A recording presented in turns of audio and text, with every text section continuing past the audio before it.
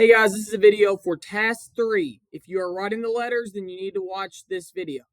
So, task 3, you will type all your answers in this doc. And this is probably the most structured assignment as far as telling you exactly what to look at and what to do. Okay, all of them have structure, but this one especially does. It clearly defines and tells you what you need to do. So, first off, you are expected to begin each letter properly. This is working on y'all's, wait a second, there we go, business like etiquette and, being formal. So don't say like, yo, we got rats in our sausage. Okay, no. Dear Congressman, whatever. And sincerely at the end. Like, use a, you know, be formal and be nice and courteous in these letters. This is important. Okay. But letter 1. So I'm gonna go through with you guys all the letters and tell you kind of the topics, ideas, what you could talk about. You are a consumer who is angry after reading The Jungle. So that's the rats and the sausage. And you reach out to your congressman to pass laws to improve the sanitary conditions in the factories. You will need to bring in plenty of evidence from The Jungle to get your point across. So you're imagining that this congressman has never read The Jungle before by Upton Sinclair. The rats and the sausage and the old moldy meat that had borax added to it. You are bringing in all those details. So you are telling him or her, why you are so outraged about this and what the government needs to do, which is like, you may want the plant shut down and you may want the government to start having some better health regulations, right? And so you're going to go into a lot of detail here. It's like you're explaining The Jungle to somebody who's never heard about it before. And you are talking about how terrible this meatpacking plant is. Okay? Source 2, or excuse me, letter 2. You are a worker who survived the Triangle Shirtwaist Factory fire in New York. You're describing how horrific the conditions were in this factory and what you witnessed. So you will want to use source C. Remember, that was the newspaper article from the New York Times about this fire. So that will give you the details. That will remind you about all of these details. Now, you don't have to have like in-text citations and all this. I just want you to take the knowledge from that source and explain to me why this fire was so bad. Okay.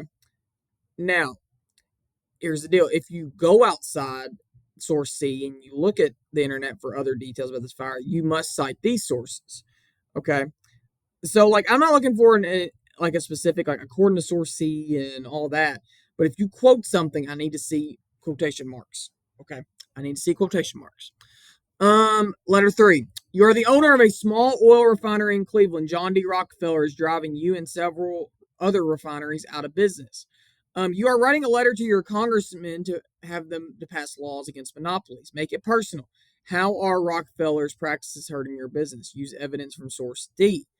So this was the history of the Standard Oil Company. Okay, that was where the author was like showing all of these ways that Rockefeller was corrupt. Okay, like how all these businesses that agreed to go, all these oil refineries that agreed to join his trust would get like the special discount on the oil, the shipping from the railroads, and everybody else didn't. And so it was driving everybody else out of business. Just kind of talk about like what Rockefeller's doing and why it's hurting your business so bad. And like, he's offering you money, but it's still no dice. You don't want to go into business. You don't want to join up with Rockefeller. Okay. Next up. You are writing to your congressman explaining why either the 17th or 19th Amendment needs to be passed. State and explain why the amendment is so important. And then discuss why voting is so important in a democracy. Okay, so the 17th Amendment, if you recall, was the direct election of senators.